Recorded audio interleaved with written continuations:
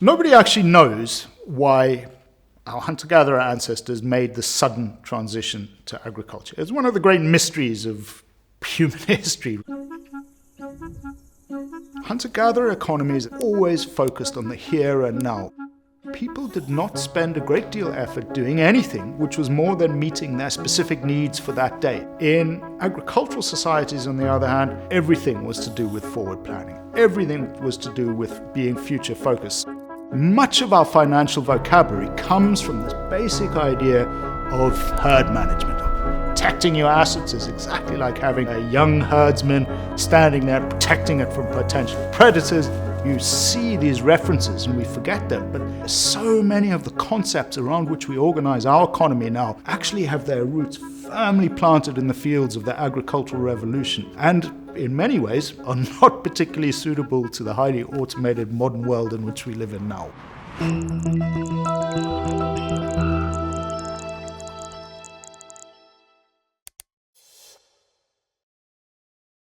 There's an awful lot of work, which I think is work we've simply created because we feel that humans cannot live without organized work, and also because we organize our societies on that basis. Going back through all of human history, there are really three great revolutions that have happened in the world of work. Now, one of them happened long before Homo sapiens was on the scene, and that was the invention of fire. Just the sheer ability to be able to make fire meant that humans were able to outsource some of their energy needs to energy stored in wood or coal or something that they could burn. And this was a fundamental transition in the way that they organized their living and working life. Partially because it expanded the number of foods that they could eat. So suddenly things like potatoes and tubers and things which are basically inedible raw, they discovered you cook them, you concentrate the energy, and it was a fundamental change. It was, I believe, the source of the invention of leisure. But the historical evidence suggests that our hunter-gatherer ancestors became ever more efficient in the food quest. Hunter-gatherers engaged with the land by making a living from harvesting and, of course, hunting. And that is done with consummate skill and consummate, in some ways, ease. Now, of course, it sounds a little bit idyllic, and hunter-gatherers went through intensely difficult times, periods of climatic change, and so on, and there are genetic bottlenecks in hunter-gatherer history, but for the most part, living off the land seemed a very straightforward way of making a living, and we are, again, supremely adapted to making a living as hunters and gatherers. The second great revolution in the history of work was the transition to farming. And the transition to farming, of course, changed everything. Nobody actually knows what brought about the transition from foraging to agriculture. But whatever happened, agriculture suddenly took hold in the Middle East, and then subsequently in South and Central America, in East Asia, and in Africa. It happened in many different places, and this wasn't based on shared knowledge. We know it was preceded by a period of great climate change. Suddenly the crops that they expected, or the fruits and vegetables and animals and migrations that they expect, just didn't happen in the way they were supposed to. And during that process, something happened that persuaded people that there were certain higher yielding crops or higher yielding wild plants that they might be able to nurture and forage. The societies that developed agriculture became considerably more productive than the societies that were still living a life of foraging. And agriculture is a completely growth-based phenomenon. It's very important that everybody pulls their weight, because the amount of energy you put in was very close to the amount of energy you got out. Everybody had to do their bit. In farming societies, it was almost all about debt, because the first debt was between the farmer and the land. And those farmers who go to the effort to have the best fences, to guard their fields, weed the most diligently, to schlep up water from the riverbed if there's not enough rain. Those are the farmers that will succeed. So suddenly there's a very clear relationship between effort and reward.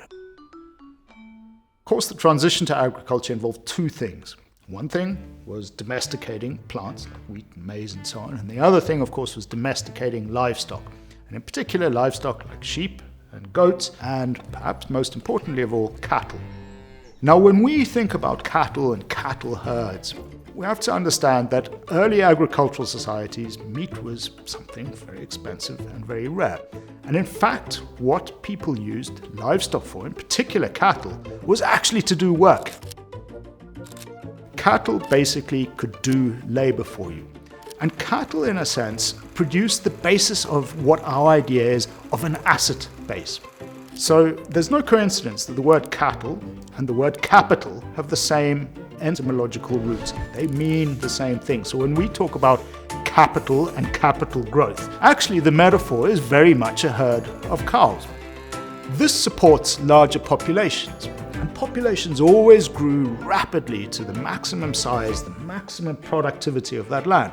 The instinctive thing you do is when that population goes up and then the harvest perhaps fails, then suddenly you think, well, we need more land. So agriculture became this great expanding force. Ever since 7,000 years ago is where you get the beginning of the third revolution in the history of work, and that is the creation of cities. In agricultural civilizations, when we tend to think of the ancient past, we do tend to think mostly in terms of cities. We think of ancient Rome or Athens or Sparta. But the truth is, in all these societies, most people still lived and worked the land. So even the most sophisticated agricultural civilizations, still 80% of people were actually in the countryside, focused all their labor energy on basically producing the energy they needed to survive and live. Life in the city encouraged two things. First of all, it encouraged the ability to control and manipulate and use surpluses from the countryside as a means to accumulate power and wealth. It created this great melting pot which allowed for this vast efflorescence of new professions, because humans, we do not like to sit still. We are naturally creative species. And within the cities, people began to create using that spare energy. You suddenly had the birth of all sorts of artisan skills. You had the birth of more complex cooking techniques. You had the emergence of all sorts of arts and music. Rome was divided into a patchwork of what were called artisan collegia, artisan colleges. You had the potters there, the leather workers there, the butchers there. And these communities actually became far more than simply communities of work. People married into them, they lived in amongst them, they became a source of identity. So that micro-revolution that happened within these cities to a completely different spaces, and it's always why there's been this long-term divide between rural world and city world. But in many senses, those cities were like sort of time-traveling microcosms of the future that we're in now. The future we're in now is one where very few of us work the land at all, and we're actually all in the business of expending energy acquired, one, by farmers in the land outside, but also two, energy that we plucked out of the ground in the form of fossil fuels and so on. We're now faced with a situation where, as a society, we enjoy this extraordinary abundance. But it is very unevenly distributed. One of the fundamental problems of more automated, more productive economy is the work that any individual can do is less and less capable of generating huge amounts of wealth. Now the best way to generate wealth is to inherit a bit of wealth and put that wealth to work. Capital creates capital. In other words, very difficult for people to be able to get any kind of the idea of the American dream of being able to work your way up from poverty to tremendous wealth. It's no longer possible to do it. So what it is incumbent upon us to do is to experiment. We don't know what it is like to deal with all these different things we have. But we should approach the problem as if we approach any other problem, an engineering problem, building a bridge over a river. And we now have the challenge of reorganizing our economies in such a way that responds to the fact that actually the way we organize our economy now is posing far greater risks than it potentially brings us benefits. Want to dive deeper? Become a Big Think member and join our members-only community, watch videos early, and unlock full interviews.